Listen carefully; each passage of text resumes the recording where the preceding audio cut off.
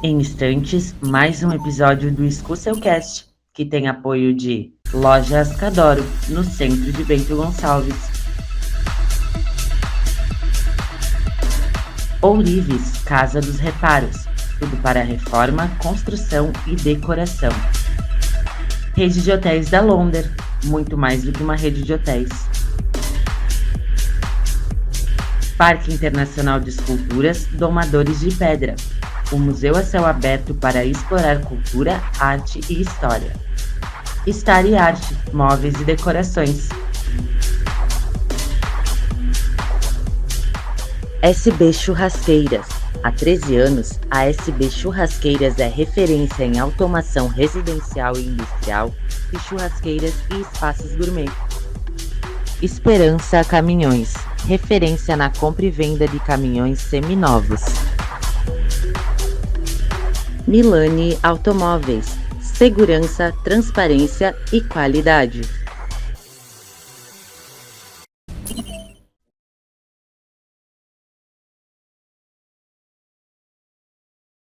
Olá, eu sou Moisés Escucel e este é o Escuceucast.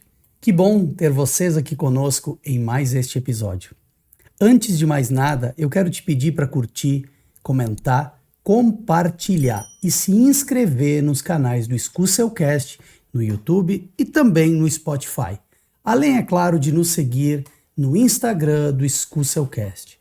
É dessa forma que você vai estar sempre atualizado de todo o novo conteúdo que nós disponibilizarmos. Vocês estão vendo essas taças maravilhosas aqui sobre a mesa. Além delas, nós temos as obras de arte do escultor bento-gonçalvense Mauri Menegotto. E as taças são da Cláudia Giordani, do ateliê Refúgio da Colina.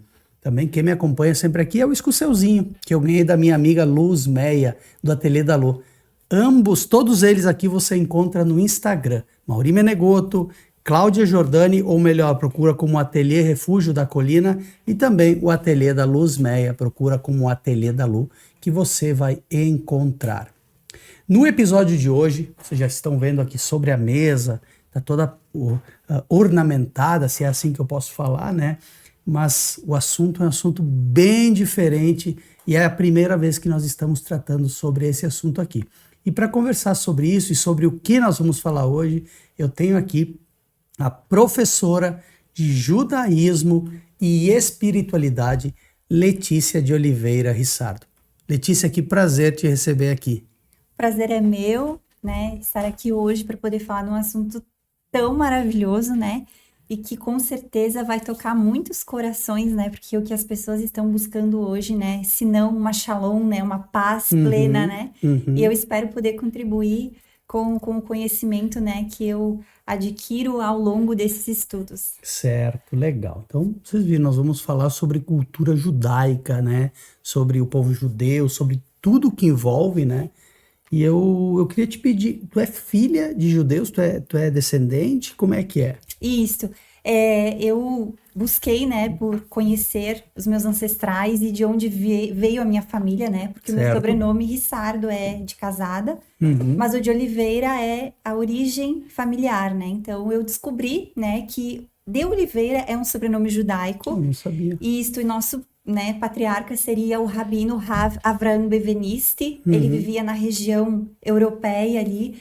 de Olivares, e foi uma história ali, né, sobre o povo judeu, mais uma vez, sendo perseguido, né, sendo colocado à prova da sua própria fé. Certo. Então, o que aconteceu? Essas pessoas, para se proteger, né, elas acabaram trocando alguns sobrenomes para não identificar que eram judaicos, né, para não dizer eu sou judeu e passar por uma perseguição. E eles foram, né, mandados embora, né, da Europa na questão da Inquisição, quando houve, né, então o Tribunal da Inquisição, onde a Igreja, né, católica queria converter os judeus à força, né, que eles deixassem a sua fé e passassem então a ser cristãos no sentido então católico. Certo. Então no ano de 1500, nas expedições que vieram para o Brasil, judeus vieram para cá. e já 1500. colonizaram o nosso país. Certo. Exatamente, né? Muitas pessoas não têm esse conhecimento, mas hoje Eu não conhecia, não sabia disso. vários sobrenomes aqui no Brasil são judaicos, têm a sua raiz judaica, né? Mas muitos não sabem. E olha que interessante, né? O de Oliveira, na verdade, era Olivares. Uhum. Esse es no final é um sufixo da palavra Eretz Israel, ou seja, vindo da terra de Israel, né? Então, vários sobrenomes tinham, né, o finalzinho com es, que era para identificar o seu sobrenome judeu. Então, o que que eles fizeram? Vamos trocar o es por Eira. E aí ficou Oliveira, né? Então, o Rabino Avraham, né, que foi o patriarca desse sobrenome, a genealogia dele chega lá em Moshe, né? Lá no famoso profeta Moshe, né? Das escrituras da Torá, né? Que fez a outorga da Torá para o povo judeu. Então, a minha família ali, ela vem já de uma história bem longínqua, digamos assim, de uma geração de judeus, né? E eu não tinha esse conhecimento. E isso me aproximou muito mais dos estudos para encontrar realmente a minha raiz, né? Da onde eu vim, quem eu sou, por que que eu tô aqui, né? Então, embora na descendência sanguínea, digamos assim, né, tu remonte a questão do judaísmo, tu nasceu sem saber disso, tu foi buscar depois. Exato. Mas e foi o quê? Foi um chamado, algo que tu sentiu, essa aproximação, né, com o povo judeu, com a cultura judaica, com ser professora de judaísmo, né? Isso tu sentiu? Como é que foi? Como é que tu te descobriu dessa forma? A minha família é protestante, né? São cristãos protestantes, certo. e eu já vinha de uma fé ali praticante, né? Eu nunca fui uma pessoa pacata na igreja, eu sempre fui muito envolvida nos estudos, né? Isso eu devo à minha família, né? Com muita gratidão. Mas quando eu busquei um curso de teologia, porque eu gostaria de trabalhar com isso, né? De uma forma, né, realmente acadêmica. Então, eu até me inspirava muito, né, no Rafael Pascoaloto, porque é uma pessoa, assim, muito inteligente, que busca o conhecimento, né? E aí eu queria estudar teologia, busquei um curso, né, uma formação superior. Mas quando eu entrei, eu confesso que eu me frustrei um pouco. Porque eu queria um conhecimento das escrituras mais profundos.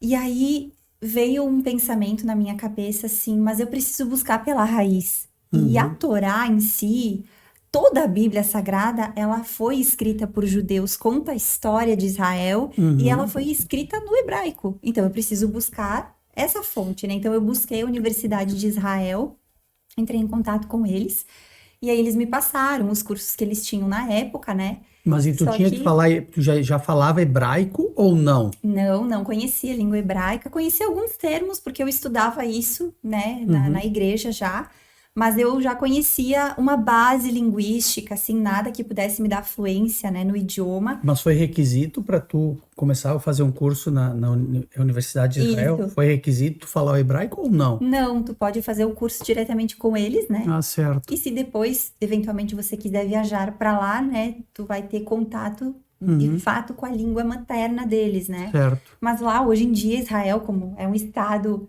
moderno, né? Assim como o Brasil, tem várias pessoas, então são várias linguagens. O inglês predomina muito também, né? O hebraico também tem várias ramificações, né? Tem o Yiddish, tem o hebraico clássico, tem o hebraico são moderno. espécies de dialetos? Dialetos, como o italiano, né? Então, a gente tem o italiano aqui nosso, né? Que nós falamos, mas que não é o mesmo da Itália. Certo, claro. Mas algo sempre tu vai ter uma comunicação central ali que vai ligar essas línguas, né? Certo. Por exemplo, na época de Yeshua, conhecido como Jesus, ele falava o hebraico e o aramaico. Que o aramaico é uma ramificação do hebraico, né? O hebraico, ele já é a língua clássica, né? Que algumas pessoas não tinham acesso para esses estudos, né? Então, na época ali, por exemplo, de Yeshua, não era todo mundo que podia estudar a Torá. Eles dependiam do Sinédrio para poder estudar. Eles dependiam de pessoas ali letradas para passar para as pessoas. Para quem está nos assistindo, que não conhece, que não vive, a Torá é o Evangelho, é a Bíblia? A Torá é os 5 primeiros livros, né, da Bíblia Sagrada. Digamos assim, do Antigo Testamento. Isso, do Antigo Testamento. Os 5 primeiros livros. Isso. Gênesis, Êxodo, o Êxodo, Levítico, Números e Deuteronômio. Exato. Seriam esses, até aí. Mas para você entender, no hebraico eles não se chamam assim. Eles foram traduzidos na Septuaginta para estes nomes, que são cristãos. Para te entender, olha só. Gênesis, por exemplo, é Bereshit, que significa no princípio. Faz sentido, né? Faz. Então, lá na primeira frase da Torá está escrito Bereshit bara Eloquim Hashamayim ve'et haaretz. No princípio criou Eloquim, os céus e a terra. Então, o livro, ele leva o nome da primeira frase que está escrito. Entendi. Né? Shemot, por exemplo, que é conhecido como Êxodo, é nomes, não é saída. Todo mundo diz, o livro de Êxodo significa saída. Do povo de Israel. Não, no hebraico, Shemot, que são nomes, né? Foi a forma como Deus se apresentou para o povo. Que nome ele deu para Moshe? Como ele se apresenta? Como que se chamava o povo, né? Então, tu vai ver que ele está muito ligado a essa questão do nome, da energia do nome, né? Então, nenhum dos livros se chama especificamente o que a gente conhece. A raiz é outra, né? Então, tu só vai saber disso se voltando para o hebraico. E foi isso que começou a acender no meu interior, né? Os rabinos explicam que isso se chama alma judaica, né? É uma pessoa que tem uma ancestralidade judaica e que isso vai despertar nela independentemente da época e do momento que ela está vivendo. E eu não vou nem saber te explicar em palavras o que aconteceu naquele momento, né? Eu só tinha dentro de mim que eu precisava buscar por isso. E aí que eu conheci, né? Então, o Rosh Yehoshua, né? Que é o professor que começou a introduzir isso, né? Para mim e para a comunidade que veio se seguir depois. Ele é de Israel ou ele está aqui no país? Ele está aqui, né? Então, ele nos dá, então, os estudos, os ensinos. Eu tive a oportunidade de estudar com rabinos, né, ortodoxos, né? Daqui a pouquinho a gente já vai falar da diferença entre o ortodoxo e o messiânico, né? Mas eu tive a oportunidade de estudar com esses célebres sábios, né? Que detêm, assim, um conhecimento maravilhoso das escrituras, né? Porque a própria Bíblia fala que o oráculo está com os judeus. A Bíblia fala isso, né? O que seria esse oráculo, né? Talvez se a gente não conseguir interpretar da maneira correta, a gente vai ficar dúvidas, né? Nessa palavra, mas está querendo dizer o quê? A sabedoria verdadeira está com os judeus. Foi dada para eles pelas mãos do Eterno, né? Quando Moshe vem do Monte Sinai, as tábuas da lei foram escritas pela mão, né? Yad, pelas mãos de Hashem. Né? Hashem significa o nome, porque Deus é um atributo. Ninguém sabe como ele se chama. Então, quando ele se apresenta para Moshe, ele diz o quê? Quem és tu, né? Como eu vou te chamar? E ele vai falar assim, eu não posso fazer a pronúncia porque é proibido, né? Mas a gente troca uma letra ali. Então, ele falou assim, Yud Kei Vav Kei. Na tradução da Bíblia, né, convencional, está escrito, eu sou o que sou. Mas não tem uma tradução no hebraico. É Yud Kei Vav Kei. Ou seja, quer dizer assim, Deus, ele vai se revelar conforme a sua necessidade. Isso significa no hebraico. Ele vai ser o que você precisar no momento que você precisar, né? E isso é maravilhoso, só que precisamos entender a raiz, né, do que está escrito e só o hebraico vai poder te oferecer isso. Então, antes veio, no teu caso, veio o estudo do judaísmo. Depois tu foi buscar a língua hebraica para procurar te aprofundar ainda mais. Isso, porque o hebraico, ele tem um sistema de estudo que se chama Gemátria, né? Por quê? O alfabeto hebraico, diferente do português, ele é quadrático, criptografado, né? Ele é símbolos, né? Só que dentro desses símbolos nós temos o hebraico talmúdico e o hebraico clássico, né? Então, são letras, né, cursivas ou a letra quadrada, que a gente vai dizer, né, no nosso português, né? A letra junta, a letra separada, né? Então, teria essa divisão dentro do hebraico também. E cada letra, ela tem um valor numérico, porque no hebraico não existe contagem numérica. Vai aparecer letras, né? A gente às vezes se pergunta assim, mas o que Yeshua quis dizer quando ele fala perdoe 70 vezes 7? Ele está te dando um código, porque 70 é uma letra, 7 é outra letra. E aí dentro da sistemática hebraica, a gemátria, ela vai te explicar o que significa de fato esta palavra, né? Porque cada número vai te dar outros números, que vai te dar outros números e vai te ligando a outras palavras, né? Então, por exemplo, Haim, que é vida, tem o valor numérico de 14, um dos valores, né? Porque existem várias formas de cálculo, que também está ligado ao nome David, que significa amado, que significa vida também. Então, olha que interessante, né? E o nome Havae, um nome sagrado de Deus, também significa vida, por causa do mesmo número que junta essas palavras. Elas acabam se interligando. Elas se interligam. Existe um só tipo de judeu? Posso dizer tipo, né? Pode. Existe um só tipo ou o povo judeu se divide em, não sei se eu posso usar o termo raças ou tem diferenças, enfim? É uma ótima pergunta, né? Na verdade, existe sim etnias dentro do judaísmo, assim como crenças dentro do judaísmo também, né? Porque a gente, por Mas exemplo, muito diferentes essas crenças umas das outras, a base é sempre a mesma, tá? Que é a Torá. que é a Torá. Dentro da Torá, a gente tem 54 parashots, que seriam porções de estudo, né? Então, a gente renova esse estudo todo ano.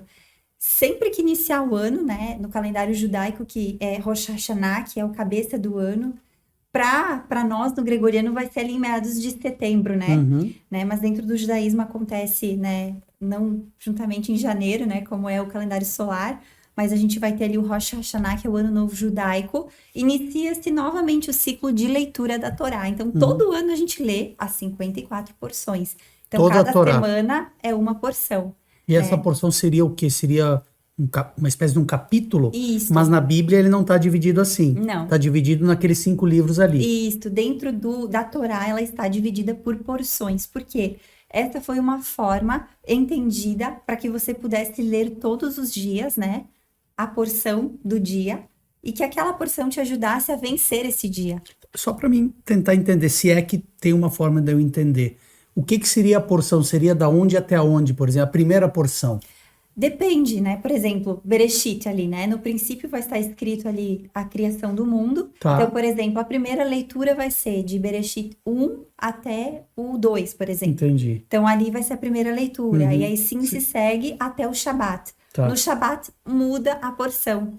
Quando a gente chegar no final do ano novo, né, judaico ali em Rosh Hashanah, quando a gente celebra essa virada desse ano, vai iniciar um novo ano. Começa então, de novo. Começa novamente. E o que seria o Shabat, para quem não entende absolutamente nada? O Shabat é o 4º mandamento, né, que Deus instituiu, está lá nas tábuas da lei, né? É uma pergunta interessante porque, assim, muitas pessoas discutem que Yeshua aboliu o Shabat.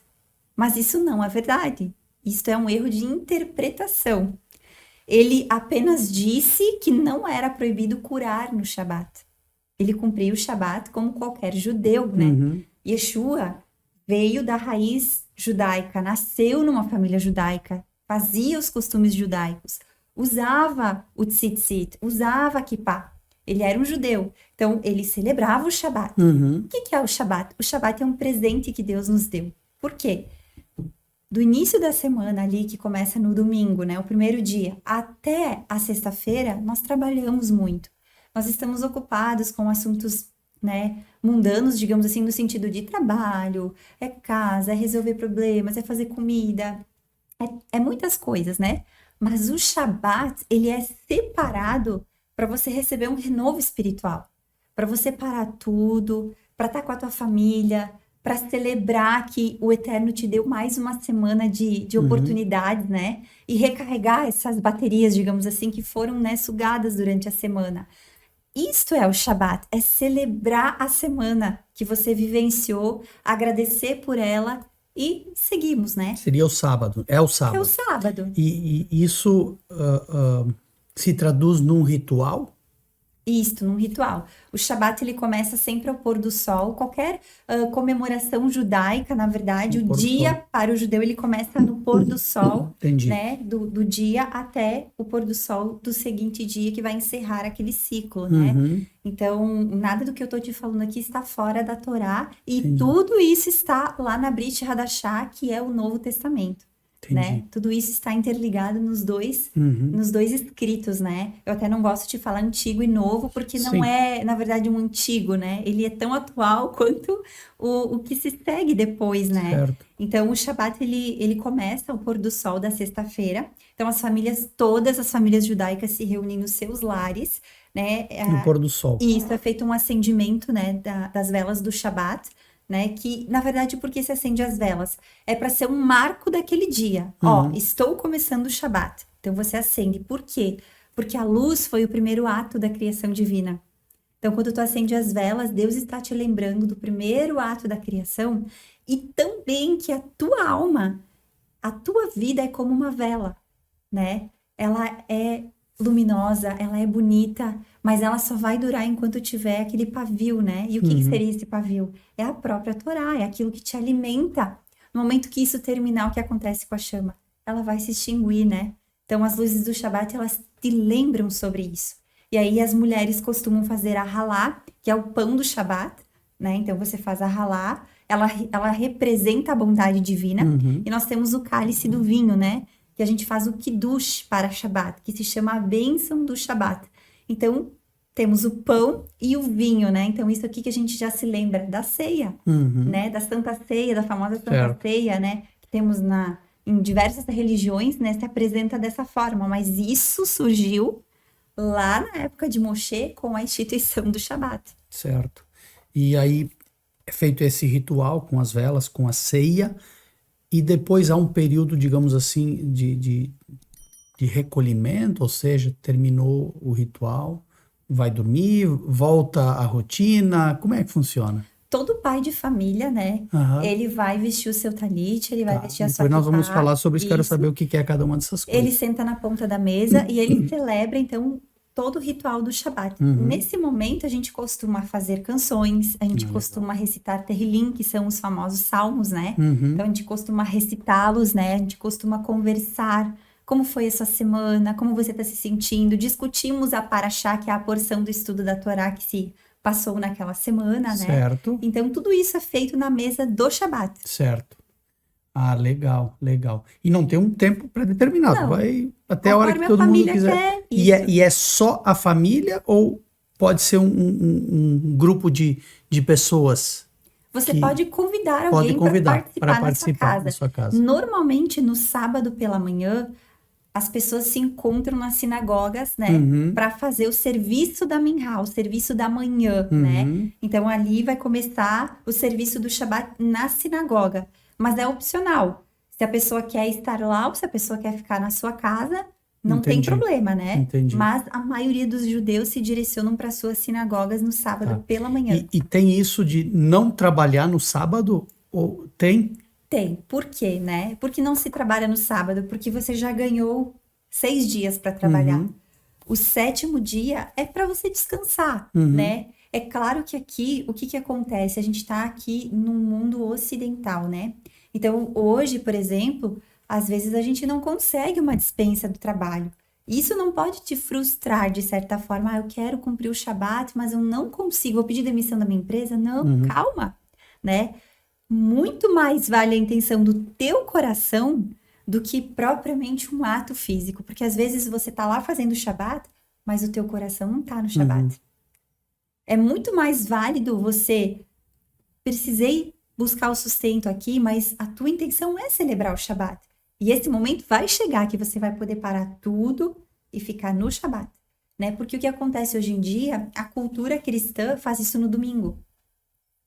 Parar no domingo. Muitas pessoas falam assim, mas trabalhar no domingo, né? Virou uma cultura isso. É impossível trabalhar no domingo. Para o judeu é no Shabat, né? Então é o mesmo pensamento. Não, eu não posso porque aqui é um dia instituído por Deus. Não foi nem por homens, né? O Eterno disse no 4º mandamento, né? Você vai parar no 7º dia, assim como eu fiz. Ele parou de criar no 7º dia. Não que Deus descansou, porque ele não precisa, né? Mas ele parou de criar. Aqui a criação está concluída. Então agora a partir daqui é com o homem. E é um dia de recolhimento, assim, digamos, eu vou dedicar o dia todo à espiritualidade, à oração, ao agradecimento, ou eu faço essa parte cerimonial de manhã que você falou, depois eu, sei lá, eu vou sair, tenho que ir no centro, ou a pessoa, ela se recolhe. O Shabat, celebrado pelo judeu ortodoxo, ele tem um compêndio de 39 proibições do Shabat. 39. Né? Isso, é bem complexo. Não pode fazer nada. A gente teria até um momento para falar só sobre isso, certo, né? Porque está dentro da halahá judaica. O ortodoxo que tu fala, ele é muito mais... mais fiel à tradição. Isso, a gente tem o ultra-ortodoxo, e muitas pessoas talvez conheçam pelas comunidades que existem em Nova York, no Brooklyn, tem muita comunidade judaica, e eles são ultra-ortodoxos. essas são as comunidades realmente fechadas. Ninguém entra, ninguém sai. É fechado, é só eles ali e ponto final.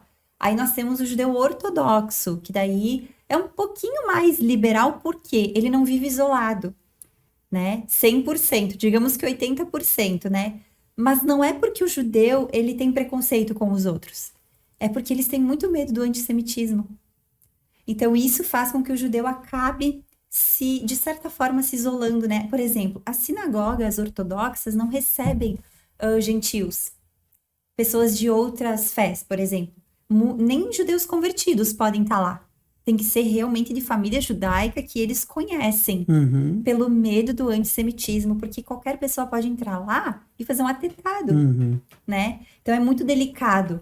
Se, por exemplo, assim, você está estudando há muito tempo com um rabino, ele já te conhece, ele pode permitir a sua entrada numa sinagoga ortodoxa. Isso é possível. Certo. Mas já tem que ter um caminho ali, um tempo de conhecimento. Um certo tempo, né? Isso. E quais seriam, assim, essas divisões entre o povo judeu que tu me falou anteriormente, que nós temos etnias, né? Isso, quais seriam hoje? Elas são conhecidas todas ou é uma parte e tem muitos outros, assim? Olha só, hoje em dia nós temos aqui uma diferença, tá? Do judeu, do sefardita e do askenazita, né? O sefardita é o judeu que veio da Espanha, né? E o askenazita é o alemão, o judeu alemão que veio da Alemanha, França, dessa região. O que acontece? Na destruição do segundo templo... São só essas duas? Não, tem mais. Tem mais. Houve esse povo, ele foi espalhado já por várias vezes, né? Então, houve o exílio babilônico, depois, né, houve a Inquisição, e o povo judeu, ele foi totalmente espalhado. E esses povos começaram a ter diferentes etnias, porque, por exemplo, eu sou brasileira. Eu nasci aqui no Brasil, mas eu tenho origem judaica, né? Mas eu sou naturalizada brasileira, mas eu sou uma judia brasileira, né? Então, nós temos judeus, hoje até etíopes. Nós temos judeus que vieram do Egito, nós temos judeus árabes, porque nasceram, né, no país, digamos assim, que a sua família acabou se mudando para se esconder do antissemitismo e foram se ramificando. Então, nós temos judeus de várias etnias. Alguns não sabem a sua origem e estão começando agora a descobrir por quê. O profeta Isaías, ele trouxe essa profecia quando ele disse que ele via os filhos e as filhas retornando do grande exílio. E o que seria esse grande exílio, se não essa grande divisão que houve nesse povo, e ele foi espalhado pelo mundo todo. E a profecia é que esse povo vai se encontrar e se reunir aonde? Em Israel. Né? Esse povo, ele vai vir de todos os lados, né? Porque olha só o que o profeta diz: eu vejo vindo sob as nuvens. Como é possível? Hoje nós temos o que? O avião. Assim que nós vamos viajar para Israel, né? O profeta falou isso há quanto tempo atrás, né? Ainda antes da vinda do próprio Mashiach, né? Do próprio Yeshua. Muito mais de 2000 anos atrás.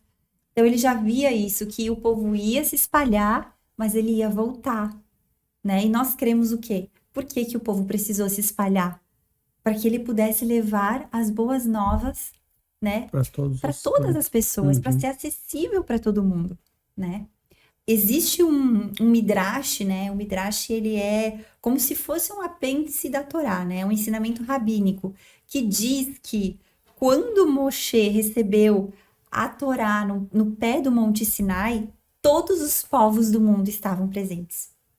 Não era só os judeus, mas os judeus quiseram a Torá. E por isso ela foi entregue para eles. E eles possuem essa missão. Foi dada para o judeu, né? Não é que o judeu é melhor do que o brasileiro. Não é isso. Mas eles receberam esta missão. E isto trouxe um senso de responsabilidade muito grande, né? Porque pessoas que querem falar a verdade são perseguidas. Isso em qualquer lugar, no ramo político, no trabalho profissional, né? É verdade. Há uma perseguição contra a verdade, porque as pessoas, elas têm a tendência de ceder o Yetzer Hará, que é o que? O teu lado mal. Elas querem a facilidade, às vezes, da mentira, do engano. Não, por aqui é melhor. Mais fácil. Mais fácil, né? Mas o judeu recebeu essa responsabilidade de estar firmado na verdade da Torá. Todo judeu é religioso? Não. Você vai encontrar vários judeus que não são religiosos. E que vão na sinagoga? Não. Que praticam a Torá? Também não. Então, isso vai muito do quê? Da tua fé, da tua emuná. Eu tô aqui no Brasil, em Bento Gonçalves, numa cidade onde não tem sinagoga, né? Se eu quiser ir para uma sinagoga ortodoxa, eu preciso passar pelo processo de conversão, né? Mas eu optei por não seguir, porque eu acredito em Yeshua, e eu acredito, né, que ele veio como Ben Yosef, filho de José, né? E virá como Ben David. Ele vai voltar. Ele vai ser o grande governante que vai estabelecer a paz em Israel, né? Que vai trazer o quê? O alívio, mas no meio do quê? Da guerra. Mas então, deixa eu ver se eu tô compreendendo, se eu tô falando algo que não foi bem isso que tu disse. O judeu ortodoxo, ele não acredita em Jesus, ou ele não crê na volta de Jesus? O judeu ortodoxo, o ultra-ortodoxo, e existe também o judeu reformista, tá? Que são 3 linhas ali também, tá? O que acontece? Yeshua, tá? Jesus Cristo é uma epígrafe grega, né? Vamos deixar claro isso. Yeshua é um nome judaico. No judaísmo, no alfabeto hebraico, não existe a letra J. Ela não existe. A letra que fica no lugar do J é o Yud. Então, qualquer nome que você tenha tradução no J, por exemplo, José é Yosef, né? Jesus é Yeshua, Josué, Yehoshua, né? Não, Jacó é Yaakov. Não existe a letra J. O J é grego, né? Veio do alfabeto grego, então essa pronúncia J não existe no alfabeto hebraico. Certo. Começamos por aqui. Yeshua era um estudante de Torá da sua época, que pertencia a uma das escolas da época, que era Shammai e Hillel, né? Os estudiosos acreditam que Yeshua veio de Shammai, porque era uma escola um pouquinho mais liberal do que Hillel, que era mais, né, mais incisiva nas leis, na halahá judaica, né? Mas ele estudou em Yeshivá. Aonde Yeshua pregava? Nas sinagogas, né? Aonde ele estava? No templo. Né? Então, você vai perceber que ele sempre fez o trilho do judaísmo, né? Então, o que acontece? Como Yeshua, tiveram vários personagens dentro da história judaica. Eu posso citar aqui alguns nomes que talvez se alguém aqui está assistindo que conhece o judaísmo vai saber. O Baal Shem Tov, Shimon Bar Yochai, Rav Akiva. Existiram vários nomes e vários sábios da sua geração que foram considerados ser o Mashiach, ser o Messias, mas não foi porque não cumpriu as exigências que a Torá traz, de que o Mashiach cumpriria certas questões. Certo. Ok. Dentro desse ponto de partida, o que acontece? Yeshua, quando ele vem, ele cumpriu uma série de profecias, e algumas não foram cumpridas. Isso é verdade. Por quê? Porque elas vão ser cumpridas neste século presente. Por quê? Os rabinos estão afirmando, ortodoxos, que a nossa geração vai viver a era messiânica. Porque existe uma série de profecias que já estão se cumprindo. Existe um livro dentro do judaísmo que se chama Zohar. Ele foi um livro escrito por um grande sábio, né, o Shimon Bar Yochai. E neste livro fala que haveriam 2 vindas de Mashiach. Mashiach ben Yosef, que seria um homem sofredor, e Mashiach ben David, que viria como rei, como um governador, aquele que se assenta no trono como David sentou, né? Existe essa profecia que Deus disse, David, a dinastia não vai se apartar do teu trono e de ti nascerá um descendente que vai redimir o meu povo, né? Então, nós que somos judeus messiânicos, nós acreditamos nesta primeira vinda e nós acreditamos nesta segunda vinda, né? Nós acreditamos que ele vai voltar, que é como a igreja protestante acredita, né? Porém, o que acontece? Yeshua não está como Deus. Ele é o Filho, o mensageiro, né? Então, às vezes as pessoas confundem adorar a Yeshua, adorar a Jesus como se ele fosse Deus, e isso é uma idolatria. Então, Deus, ele diz lá em Devarim, Deuteronômio, Shema Israel, Adonai Eloheinu, Adonai Echad. Eu sou um. Então ele está dizendo, Shema, ouve Israel. O eterno vosso Deus é um. Quando Yeshua chega na frente dos Purishim, né? Eles perguntam assim, Yeshua, qual é o maior mandamento? O que ele diz? Ele não diz, ame ao Senhor teu Deus de todo o teu coração e o teu próximo como a ti mesmo. Na escritura original está escrito, Shema Israel, Adonai Eloheinu, Adonai Echad. Ele diz, Israel, ouve, o eterno é um.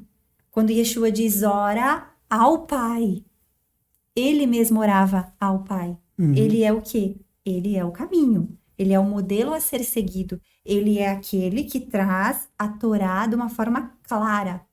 Ele personifica a Torá, mas ele não é Deus, né? O eterno, Deus, ele é um só.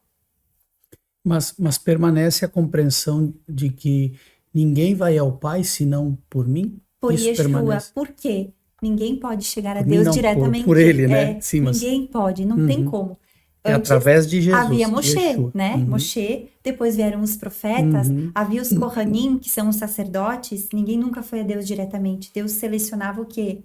Homens santificados para isso. Então, hoje nós não temos templo, nós não temos profetas, nós não temos sacerdotes. O que ficou? Ficou o ensino de Yeshua, que ele diz, eu serei o seu intercessor. Por quê?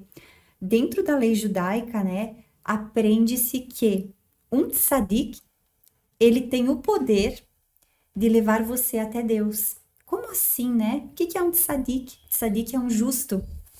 É alguém que cumpre a Torá de uma forma perfeita, que foi o que Yeshua fez. Ele cumpriu a Torá como um perfeito tzadik, o maior de todos. Ele superou qualquer um que já veio antes do que ele. Por quê? E aí eu vou te dar uma resposta que vai chocar todo mundo. Porque Yeshua sabia como tratar o seu semelhante. Ele sabia como estender a mão, como não julgar as pessoas. E é tão difícil isso, né? A gente julga as pessoas pelos gostos que elas têm. A gente julga as pessoas pelo simples fato da forma como elas estão vestidas, né? Ah, eu não gosto de preto, ela só usa preto, é um julgamento. E Yeshua, em perfeição, ele sabia conversar com o gentil e com o judeu, né? Por isso que, assim, às vezes as pessoas dizem, ah, o fariseu... Não, calma, fariseu não é uma coisa ruim. Dentro do farisaísmo existiam os fariseus que ouviam Yeshua e creram nele, como aqueles que também não. Mas Jesus também era um fariseu. Por quê? Fariseu é quem tinha acesso aos estudos da Halahá, da lei judaica. Eram estudiosos da Torá, né? Pessoas que avançavam nas yeshivás da época e eram pessoas inteligentíssimas. E Yeshua estava no meio deles. Ele era um prodígio, digamos assim, da sua época, né? É porque a compreensão que eu tenho, e ela pode parecer errada, é de que o judeu ortodoxo, ele segue exatamente o que está na Torá, o que está ali. E aí é isso que eu ia te pedir. E quando tu vai além, tu falou do Zohar, né? É esse o livro. E outros livros também. O judeu ortodoxo também ele faz estudo desses outros livros ou não? Ele se atém unicamente à Torá? Sim, na verdade, todos esses compêndios, eles saem do judeu desde a época de Moshe. Por quê? Nós temos a Torá, que é a base, né, para a gente estudar a palavra de Deus, mas ela é a lei escrita. E existe a Torá oral, que é uma tradição, podemos chamar assim, passada do pai para o filho, que vai sendo passado de geração em geração. Certo. Quando Abraão, Isaac e Jacó estavam aqui, não existia a Torá. A Torá veio com Moshe. Que lei eles cumpriam? Que lei Noé cumpria? Porque lá está escrito o quê? Que Abraão era um homem justo aos olhos de Hashem, porque ele cumpria a sua palavra, os seus mandamentos, a sua instituição. Mas se não existia a Torá, o que ele cumpria? Os nossos sábios vão responder, né? Que sim, já existia uma Torá. A Torá, ela existe antes da fundação do mundo. Mas ela era uma Torá oral? Oral. Oral, que eles estudavam e passava-se de pai para filho. Abraão Avino foi o primeiro judeu. Ele foi a primeira pessoa que realmente compreendeu que Deus era um. Porque após Adão... Eu preciso compreender, tá? Abraão é Abraão. Abraão. Noá é Noé. Isto. E o outro que tu disse? Isaac, né? Isaac e Jacó. E Jacó okay. São os 3 patriarcas do povo judeu, né? Que todo mundo, né, quando quer identificar um judeu, fala o quê? Filho de Abraão, filho de Abraão, né? Certo. Então, Abraão foi o primeiro judeu. Tem uma história muito legal sobre isso, porque ele vivia numa terra idólatra, né? E aí, o pai de Abraão, ele tinha uma loja que vendia ídolos, né? Que vendia coisas que, enfim, levavam as pessoas para a idolatria. E aí, ele chega nessa loja, o pai dele diz, eu vou viajar e eu preciso que você cuide, né? De todos os meus pertences. Havia um ídolo em especial que era o maior de todos e ficava no centro da loja. E aí, quando o pai de Abraão chega, ele olha toda a loja quebrada. Quebrou, ele mesmo Tudo quebrou e só o ídolo grande estava em pé. E aí ele diz assim, meu Deus, o que aconteceu aqui? E aí Abraão diz assim, pai, foi esse ídolo maior que fez isso. E o pai dele diz assim, impossível, ele é feito de pedra, ele não pode se mexer. E aí Abraão olha para ele e diz, então por que você acha que ele pode fazer algo por você? Então, foi um choque de realidade, né? Aí começa o versículo que nós lemos na Torá. Sai da tua terra, da tua parentela e vai para um lugar que eu vou te mostrar. Esta história antecedeu, né, que eu contei, esta passagem que está escrita. Mas como que tu vai ter acesso a isso se você não estudar com quem conhece essas histórias, né? Porque são histórias ancestrais do povo judeu, né? Aí as pessoas vão dizer assim, mas a heresia não tá na Bíblia. Não, é a história do povo, eles conhecem o que aconteceu. Isso é passado do pai para o filho, né? Como um instituto perpétuo.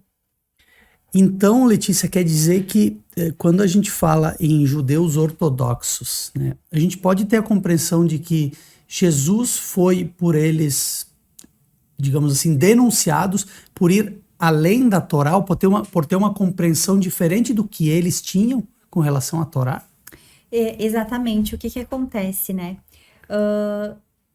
O tribunal judaico, ele se chama Sinédrio e ele é formado por 70 sábios, né? Isso vem desde... É 70, é o número. É 70, porque o 70 é um número que significa sabedoria, né? Era uma espécie de juízes, digamos assim? Isso, juízes do tribunal rabínico, né? Então, Israel, até hoje, tem esse sistema dentro do judaísmo, existe esse, digamos assim, esse tribunal judaico, rabinos que são especialistas em questões da halahá. Halahá, quando eu digo, é lei judaica, né? Então, na época de Yeshua, o que acontece? A gente viu isso na série do The Chosen, né? Que havia uma disputa de poder ali. A gente pode dizer do viés político, né? Que Yeshua causava o quê? Desconfortos, né? Por quê? Roma queria recolher impostos, né? De uma forma abusiva do povo. E ele precisava contar com quem? Com quem tinha influência sobre as pessoas. Naquela época, nem todo mundo podia estudar numa yeshivá. Por quê? Eles escolhiam os alunos mais célebres para estar nas yeshivás, nas melhores escolas judaicas. E também existia uma questão de hierarquia. Tu é da família X, tu pode entrar. Você não, você vai trabalhar como um carpinteiro, por exemplo. Né? A pessoa era dispensada e obrigada a trabalhar numa profissão comum. Então, o que acontece? Eles estudavam aos pés de grandes sábios e eruditos que vinham, né, de gerações anteriores. O próprio Rav Shaul, conhecido como apóstolo Paulo, ele estudou aos pés de Gamaliel, que era um dos maiores sábios da época que se sucedeu ali naquele período onde Yeshua morre, né? E aí os seus talmidinhos, seus estudantes vão para pregar essas boas novas. Os discípulos, né? Exato. O povo estava carente de Hesed, amor, misericórdia, bondade da parte do Eterno. Elas não conseguiam ver isto porque as pessoas que deveriam transmitir isso tratavam as pessoas debaixo de uma servidão, debaixo de uma dureza. A lei, ela não é dura, ela não é ruim. Ela é apenas uma forma de você seguir a sua vida sem se machucar. Quando Deus ele diz assim, olha, você precisa seguir por aqui, porque se você for por aqui, você vai ter problemas. Essa é a lei de Deus, ela é perfeita. Mas os homens vêm e colocam o quê? Instituições, né? Ah, não, vamos pegar essa lei aqui e vamos colocar mais 10 ramificações. Muitas pessoas não tinham condições de cumprir. Por exemplo, você tem que comer uma carne kasher. Ela tem um ritual para ser abatida. Você não vai lá simplesmente e mata o animal. Mas isso custa dinheiro, isso é caro. E tinha muitas pessoas pobres naquela época que não tinham como conseguir uma carne kasher. E Yeshua vem e ele começa a quebrar o quê? Instituições humanas. Ele não veio para revogar a lei sagrada de Deus. E isso confunde as pessoas até hoje. E Yeshua foi julgado na madrugada. E isso não foi correto. Os julgamentos do Sinédrio aconteciam à luz do dia. Com os 70 sábios, ele não foi julgado por todos. Nicodemos, que era uma pessoa importantíssima dentro das escolas ali de Shammai e de Hillel, ele mesmo foi o que encontrar com Yeshua escondido por medo do quê? Do julgamento dos seus colegas, né? Dos seus irmãos. Mas tudo, no final das contas, se resumia no quê? Numa disputa de poder. Como que o filho de um simples carpinteiro pode conhecer mais a lei de Deus do que um erudito da Torá? Como que um pescador como Kefa, né? Conhecido como Pedro, vai ter o poder de curar um aleijado se ele nem conhece, né, o que a gente estuda dentro dos livros sagrados que eram fechados, e muitos livros judaicos são fechados até hoje para estudos. Não porque eles não querem que você estude, mas porque eles são livros, de certa forma, perigosos para quem não consegue compreender a sua essência. Né? Então, Yeshua vem e começa a quebrar religiosidades que estavam matando as pessoas. É isso que ele fez. Olha, o Shabat, ele tem que ser celebrado com alegria, não tem que ser uma imposição de tristeza e de dureza para você. Você tem que estar ali com a sua família alegre. Não tenho dinheiro para comprar um bom vinho, não tem problema. Se tu tem dinheiro para uma água, tá ótimo. Deus, ele vai receber o teu Shabat da mesma forma. Mas a halahá judaica diz que tem que ser um vinho, entende? Nesse sentido, Yeshua começou a fazer o quê? A bater de frente com essas pessoas, com esse sistema religioso. Assim como Lutero bateu de frente com a Igreja Católica, quando ele disse, não, cartas de indulgência, isso é uma coisa que não se deve fazer com as pessoas, nós estamos enganando as pessoas, né? Vou aqui refazer aqui as teses, né? E vou trazer um novo conceito sobre o que é cultuar a Deus.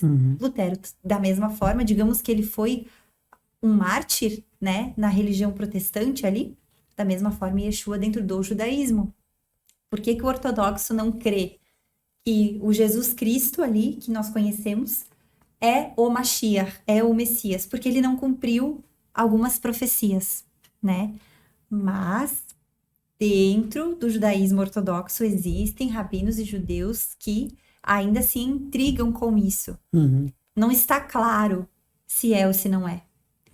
Dentro do judaísmo ortodoxo, você vai ver que eles não falam Jesus Cristo, eles vão dizer JC.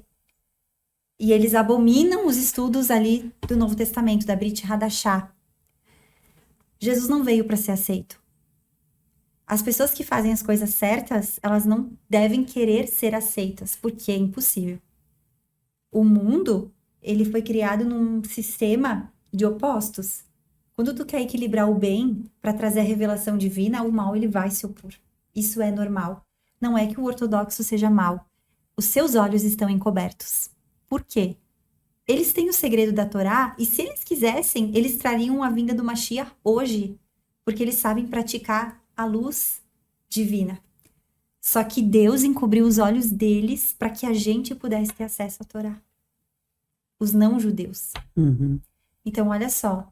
Deus, ele pega o filho, o judeu, ele fecha os olhos desse judeu e diz, aqui agora aguarda um pouco, porque tu já tem a Torá, tu já tem o conhecimento, eu preciso levar isso para outras pessoas. E Yeshua chega no cenário e ele faz isso. Ele prepara alunos que vão tirar o judaísmo daquela sociedade secreta e vão expandir isso para quê? Para o mundo inteiro. Qual é o judeu mais conhecido do mundo? Yeshua. Alguns conhecem como Jesus, Emanuel, o Messias, o Cordeiro, né? Quem não conhece esse nome hoje? Tu sabe, Letícia, que a gente procura abordar aqui no Escusselcast inúmeros temas, diferentes temas. E esse é um tema muito especial, assim, que quando a gente conversou, eu fiz questão de trazer isso para cá, porque as pessoas precisam compreender mais sobre outros assuntos, e esse é um dos assuntos também, né? Porque pela ignorância de muitos, eu já ouvi expressões do tipo assim, ó, mas quem condenou e matou Jesus foram os judeus. Os próprios da raça dele mataram ele. Né? O que não deixa, até certo ponto, de ser, né? Os judeus, por não compreendê-lo, fizeram isso, né? Mas vê que tem muito mais por trás disso tudo, né? E esses teus esclarecimentos, eles são extremamente importantes. Vocês estudam o judaísmo aqui em Bento. Tem um núcleo aqui de judeus em Bento, é isso? Isso, nós temos uma carral, né, que a gente chama uma pequena comunidade, né? Tem algumas exigências para que se faça uma sinagoga, né? Então, hoje a gente não consegue cumprir essas exigências. Então, nós temos uma Beit Midrash. Você nunca vai ver um grupo de estudos judaicos anunciar com carro de som que vai ter campanha do judaísmo para prosperidade, campanha do judaísmo para curas. Não, isso não acontece. Nós somos, assim, extremamente discretos, né? Por exemplo, eu não converso sobre isso a menos que a pessoa me pergunte. Então, eu não vou lá, porque você tem que ir lá na minha comunidade. O judeu nunca vai tentar te converter ou te fazer ir à força para a sua comunidade ou para os estudos. É algo que tem que despertar dentro de ti. Mas vocês não é trabalho, enfim, usam essa questão de convite, às vezes, vou te convidar para ir lá conhecer. Se a pessoa realmente tiver uma abertura, se interessar pelo assunto, legal. Ela deve ser convidada, né, para participar. Daqui a pouco ela quer ir por exemplo, numa festa, né, porque o calendário judaico ele tem várias celebrações durante o ano, que são todos marcos de acontecimentos com o povo judeu. Então, ele vai participar, né, por exemplo, de uma festa, vai conhecer o sentido da festa, por que tem que fazer isso. Tu vai ver que o judaísmo ele é cheio de rituais, de simbologias, mas tudo isso é para te remeter visualmente daquilo que Deus ele fez no passado, mas ele também está fazendo aqui no presente e vai fazer no futuro. Vocês não têm uma espécie de um culto, digamos assim, não é um culto, são estudos. Estudos, exatamente. Vocês se reúnem para fazer um estudo. Isso, estudos e normalmente, né, a gente tem um período, se quiser fazer algumas rezas condizentes ao dia, pode fazer também recitações de Terrilim, de Salmos, mas o foco é o estudo. É o estudo puro ali. E, na verdade, não é assim. As sinagogas, né, grandes, elas têm os bancos como uma igreja normal. E o rabino vai falar ali, né, em cima do altar para poder explicar para as pessoas. Mas na Beit é até melhor, porque a gente senta numa mesa e todo mundo participa dessa conversa, né? Certo. Então, tu vai ver que nenhuma casa judaica não vai ter falta de livros. Todo judeu tem uma pequena biblioteca, não importa se ele é pobre ou rico. Ele vai sempre ter um dinheiro específico para adquirir conhecimento, que é o mais importante, né? Isso que vai te libertar. E muito conhecimento, tu vai ter ele nas suas leituras diárias, né? Quando o profeta Daniel, né? Ele fazia 3 orações ao dia, né? Nós aprendemos isso na igreja. Todo judeu faz essas 3 orações, que todo mundo diz, mas Daniel não desistiu de orar. Óbvio, ele ia fazer isso até o final da vida dele, porque é um rito judaico, a oração da Minha, Shaharit e Arvit. São as 3 orações diárias. Acontece em que momento do dia? Na manhã? Manhã, tarde e final da tarde. Tarde é o quê? Tipo... Meio-dia, né? Até às 18 horas. Então, quando o judeu levanta, normalmente alguns que podem levantam já às 6 da manhã para fazer as suas rezas da Minha, vai até meio-dia. Meio-dia às 18 tem mais rezas no período da tarde, e das 18, então, tem um finalzinho ali que é Arvit para encerrar o ciclo de orações. Isso. Olha só. A comunidade judaica, é judaica ou judia? Qual é o termo que a gente usa? Tanto faz. As duas estão corretas. Comunidade judaica é o mais... O número de judeus em Bento, assim, que vocês têm conhecimento, vocês têm uma espécie de um levantamento, vocês sabem, não tem? Hoje nós não temos esse conhecimento porque, como eu te expliquei, os judeus ou pessoas que pelo menos praticam, né, a cultura, elas não se expõem. Né? Inclusive pela questão do antissemitismo, né, que ele é muito forte. Então, assim... Vocês sentem isso aqui?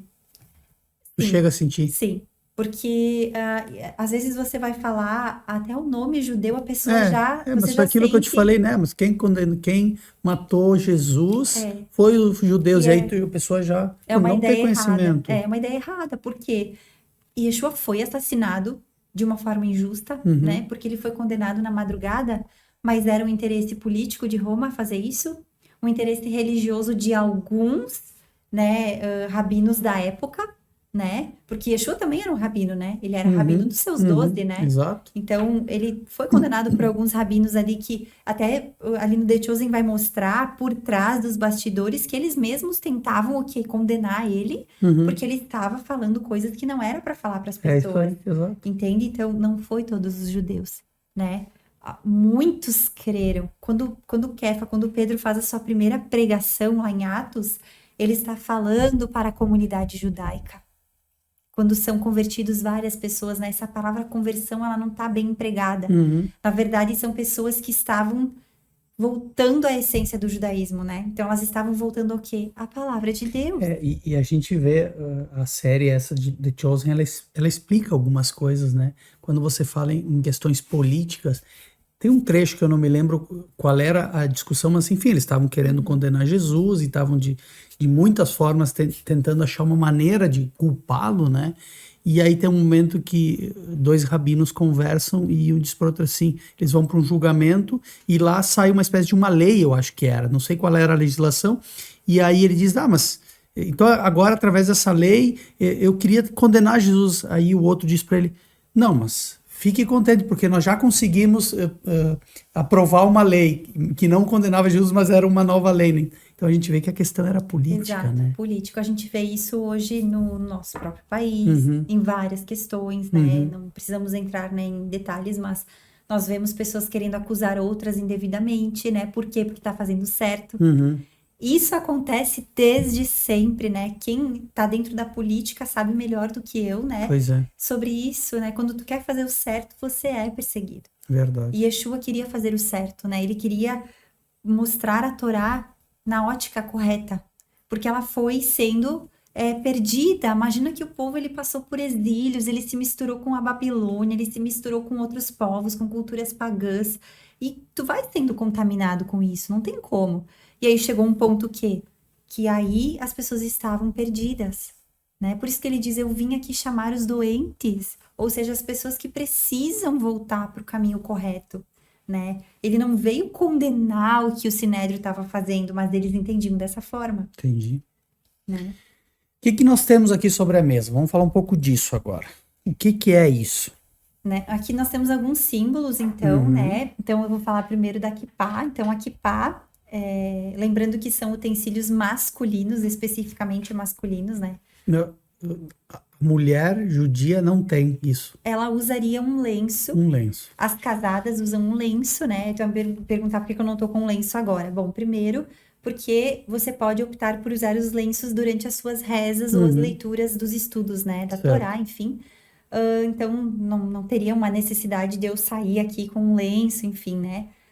Mas o homem, especificamente, ele vai usar a kippá, que representa a Yad, a mão do Eterno sobre a sua cabeça, né? A gente vai ver uma semelhança aonde? Em duas religiões bem expressivas, né?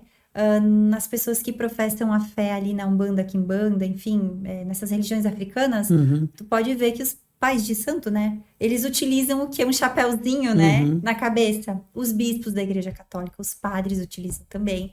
Da onde que veio? Do judaísmo. Então, a kippá, ela representa isso, uma proteção, né, como se fosse a mão do Eterno. Não é para idolatrar a kippá, vou usar a kippá, tô protegido. Não, é um símbolo para você não esquecer. Esse aqui, por exemplo, é um kippá festivo, né? O kippá normal, normalmente, ele é bem mais, né, digamos assim, versátil, ele é preto ou azul escuro, né? Não é, esse aqui é um festivo, então aqui nós temos um símbolo da estrela de Davi. Estrela de Davi, os outros dois símbolos, o que aqui que são? nós temos o nome David, né? A letra, o ok. hebraico tu lê da direita para a esquerda, então aqui é David, né? Dalit, Vav, Dalit, né? Então aqui nós temos a kippá. E o outro símbolo é uma coroa, esse Isso, aqui. é uma coroa que é só para enfeitar ali a kippá, né? Isso, eu sempre fiquei curioso para saber, isso é preso na cabeça, só colocado, é colado, é preso com algum... Ele segura porque porque o tecido, ele é mais rígido, né? Mas tem alguns que usam um tic-tac ou uma fita adesiva que vai Porque embaixo. se a pessoa é careca também não vai ficar. No meu caso, acho que não vai. Não Teria que usar uma fitinha ali. Eu acho. Usa então alguma coisa para aprender. Exatamente. E o homem também, claro, você vai ver que a característica do judeu é o quê? É usar barba, é usar kippah, né? Ele tem uma característica. É uma característica ou é uma exigência? Das duas coisas. As duas coisas. Por quê? Porque dentro da simbologia religiosa, a barba ela tem uma importância espiritual. Então, alguns você vai ver que usam as peot, que são o famoso cachinho, né? Às vezes tu vê aquele judeu que tem um cachinho. Isso são as peot. Mas a peot, por exemplo, é quando tu não tira a ligação do cabelo com a barba. Entendi. Isso já é uma peot. Esses que tem ela maior é uma cultura daquela comunidade, né? Vamos dizer assim, os judeus russos, eles têm muito essa cultura. Esses judeus ali dos Estados Unidos também. Alguns, eles usam só para trás, então depende muito da cultura do lugar, né? Mas tem judeu que, embora faça os estudos, pratique, não tem barba, não usa. Um exemplo é o militar, Uhum. né? Uma exigência do Não pode exército ter não barba. pode ter. Então, ele não Mas vai poder. convive tranquilamente, Tranquilo. assim. Um médico, cirurgião, por exemplo, que não pode por contaminação, enfim, né? Existem casos que é avaliado por um rabino daí. Ah, certo, entendi. Mas é uma questão espiritual, né? A Certo. utilização da barba, né? Então, aqui nós temos o talit, que é o chale das orações, né? Então, existem dois tipos, o talit katan e o talit gadol. O katan, ele é usado, ele é tipo uma camiseta, e ele tem essas cordinhas aqui, que são os tzitzit na parte inferior. Conhecidos de forma errônea como orla. Como orla, exato. Quando fala a orla na Bíblia, né? Tá falando dessa partezinha aqui. Tzitzit. Tzitzit. Não tem uma tradução. Esse é o nome, né? Então, o tzitzit, ele está lá no livro de Devarim e no livro lá também de Números, né? Que é Bamidbar. A gente tem instruções claras de Deus mandando construir esta peça. Por quê? Quando um judeu vai fazer as suas rezas, que são aquelas 3 que eu citei, ele vai se cobrir com o chale, ele cobre a cabeça também, e ele vai pegar todas essas 4 pontas e ele vai colocar nos seus olhos e na sua fronte. Essas 4 maiores. Exato. E ainda teria o tefilim, né, que eu não trouxe aqui, mas é uma caixinha pretinha que vai aqui presa na testa. Talvez alguém já tenha visto, né, quem tá acompanhando. E se passa uma fita preta, não sei se vocês já viram, até o exército de Israel utiliza no braço esquerdo. E normalmente se tem o livro de rezas, né? Porque o sidur judaico, ele é desse tamanho aqui. Então, assim, você pode optar... Isso nada a ver com a Torá. Não, é um livro à parte, são rezas. Tipo, como se fosse um compêndio de orações minhas que eu tivesse. Isso, a harpa cristã, por exemplo, que é um livro de canções, né? Seria ali algo, não é igual, mas é talvez próximo, né? Então, o livro de rezas, né? Nós teríamos o Terrilim, que são os salmos, e nós teríamos o Sidur também, né? Então, tu pode optar por fazê-los, ou a Amidá, que é uma oração do coração, né? Que talvez essa seja até a mais valiosa, porque que Yeshua diz, né? Nós temos que orar, né? Se tu não sabe orar, o que ele está dizendo? Tu não tem acesso ao Sidur? Então, vai para o teu quarto, se fecha, né? Lá dentro e faça a oração Ele ensinou o Pai Nosso, que é uma oração simples e fácil, né? Então, o judeu, ele se enrola, né, nesse manto e ele vai colocar o tzitzit aqui. Por quê? É um momento que você está se curvando em reverência a Deus, né? Não posso olhar para o Criador do Universo, me concentro nos seus mandamentos e percebo como eu preciso ainda buscar uma santificação diante dele. Essa inscrição aqui, ela é a mesma nos 4 cantos? Essa inscrição, ela não é obrigatória, né? Ela é inglesa, inclusive, né? Isso, ela seria mais, assim, digamos, um adorno do talit, né? Então, aqui vai ter, por exemplo, versículos da Bíblia. Certo, entendi.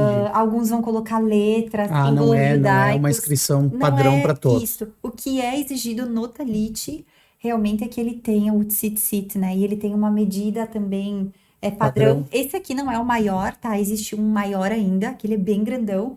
E eles dobram e botam em cima do ombro, assim, né? Então, tem algumas diferenças de confecção, digamos assim. Certo. Isso vocês mesmos fazem? Vocês compram, mandam vir? Não, é comprado, né? Esse aqui veio de Israel, até foi um presente que a gente ganhou, né? Esse é do seu esposo? Isso, né? Eu pedi para ele me emprestar para trazer, para poder mostrar, porque o visual é mais fácil, né? Certo, Então, claro. existe sim, hoje em dia a gente consegue comprar pela internet também, né? Mas é uma indumentária cara, né? Então, por exemplo, É assim, caro. o tefilim, ele é um material caro. Então, assim, ele parte, assim, de uns 500 mil reais. O talit também, se ele for Não é principalmente de 500 lã. mil, Não, 500 a reais. R$ 1.000. Se ele for de lã, ele é mais caro. Então, Aham. depende, sabe?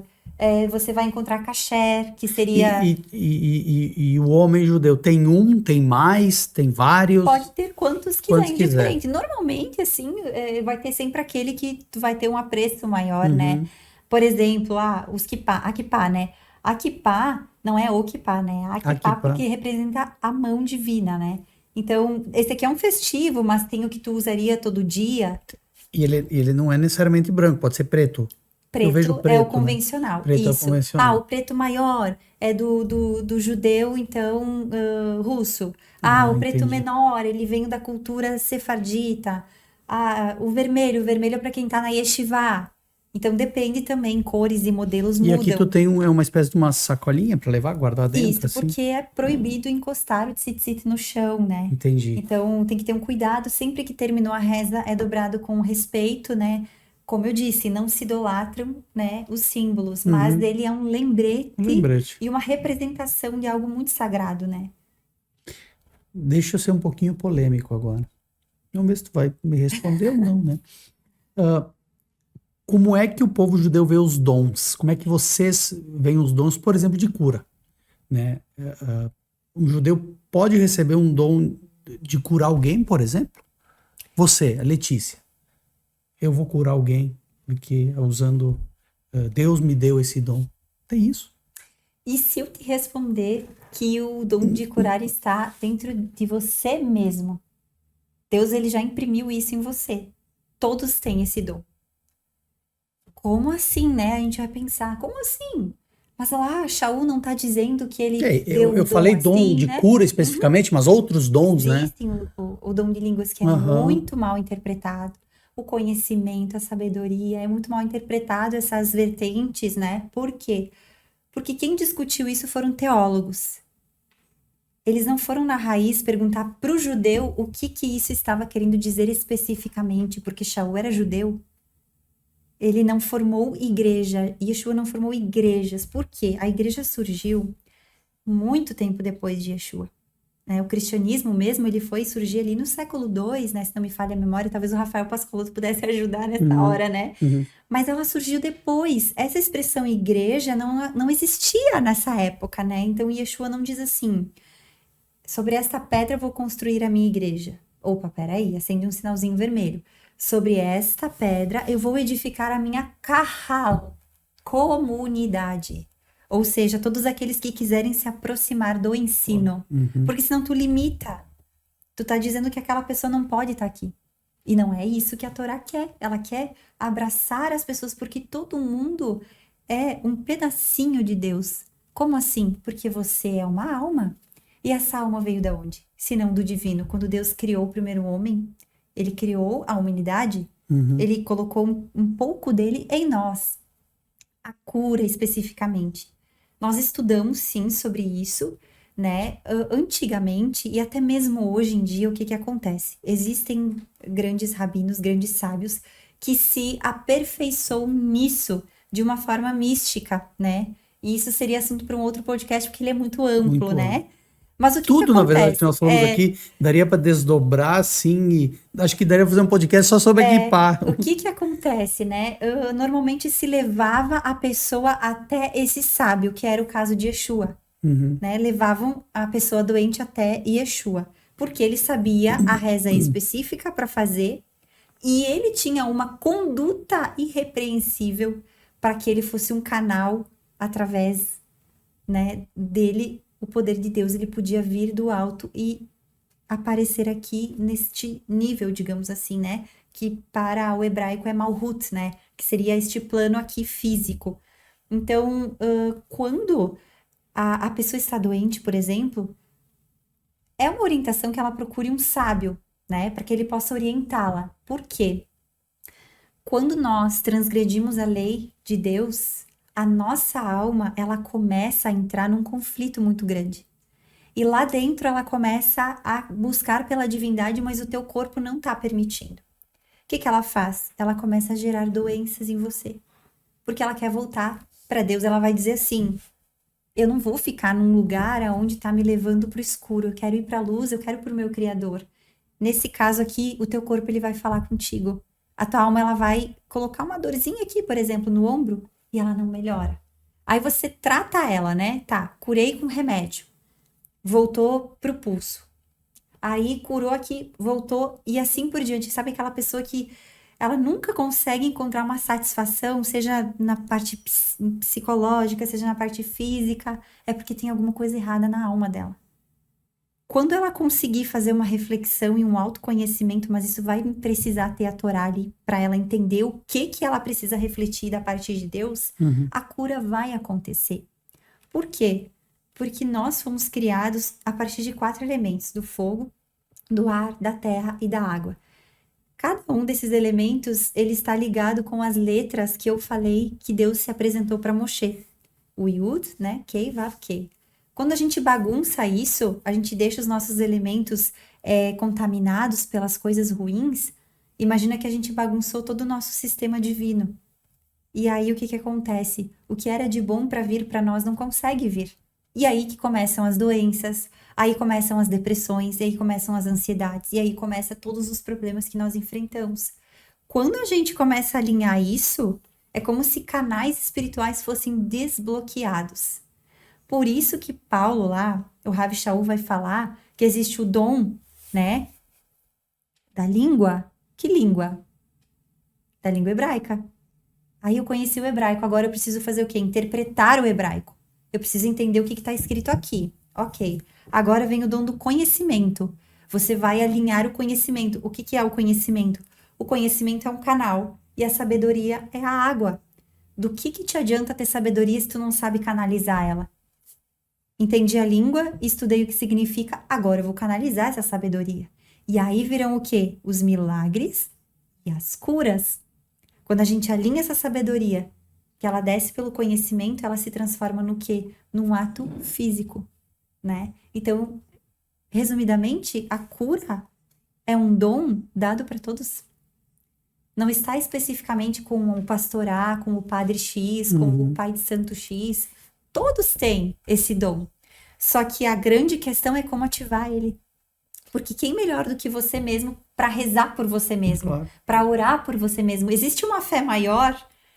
Quando falta essa fé, o que acontece? Aí você tem que ser direcionado realmente a um sábio que vai te orientar e que vai poder orar por ti, rezar por ti. Por quê? Porque ele tem tanta fé e ele quer tanto fazer o bem para você que isso vai acontecer. É uma troca de energia, né?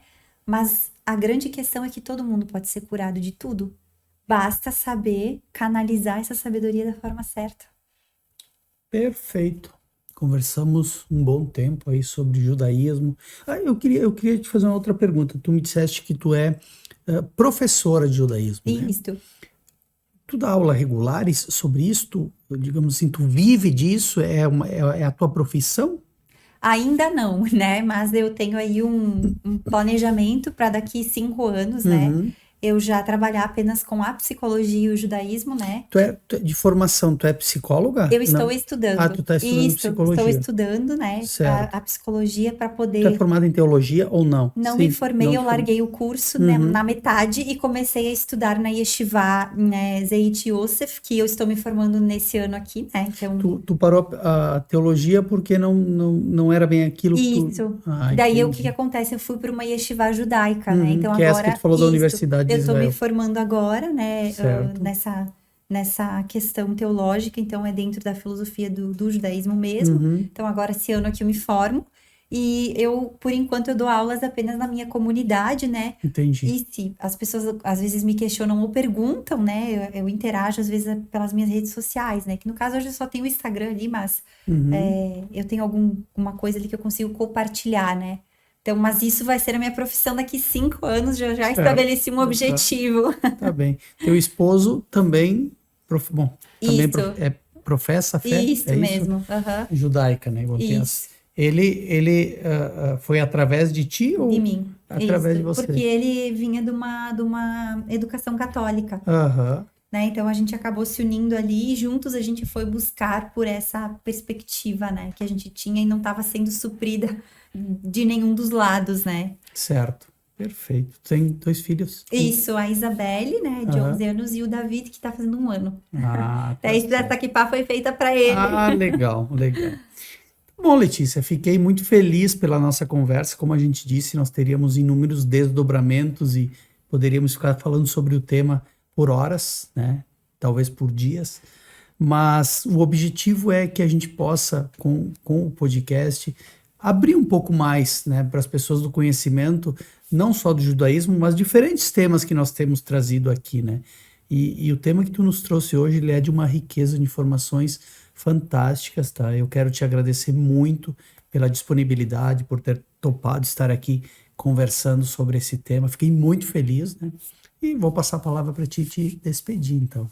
Muito obrigada, né? Então eu gostaria de terminar esse podcast fazendo uma recitação de um Tehillim, Amém. se for possível, Amém, né? claro que sim. Que é o Tehillim 121. Então eu vou fazer ele em hebraico, porque todo mundo já conhece, né? Que é um Tehillim que fala: eleva os meus olhos, né? Para onde? Para as montanhas, da onde vai vir o meu socorro. E esse Tehillim, ele é um dos 15 Tehillins de elevação, né? Que a gente vê lá na Bíblia escrito como canção de subida, né? Mas ele é uma reza com mais 14 estrofes, né? Então você vai ver que é do 120 ao 134, e você faz essas rezas especificamente em momentos de muita angústia. E o rei Davi soube, com muita sabedoria, colocar ali uma divindade excepcional naquelas palavras que trazem cura para qualquer coração e para qualquer alma que está necessitando. Então eu vou fazer essa oração com vocês para encerrar esse momento. Amém, legal. Então ela é assim: Shir la'amalut, esai nai eleahim, me'aim yavo ezhi me'ima Hashem, ose shamayim va'aretz, al yiten lamot lagleha, al yanum shomreha, הנה לא ינום ולא ישן שומר ישראל, השם שומרה, השם צילך, על יד את מיניה. יומא השמש לא יככה, ויהא בלילה, השם ישמורך מכל ישמור את נפשיה, השם ישמור צאצא ובואך, מעתה ועד עולם. Baruch Hashem. Amém. Amém. Amém. Muito obrigado. Eu sempre digo para vocês, nós temos muitos assuntos legais com convidados especiais e esse foi mais um Escuceucast. Se liga, compartilha, manda para as pessoas que você conhece, porque a gente sempre fica sabendo algo novo por aqui. Até o próximo Escuceucast.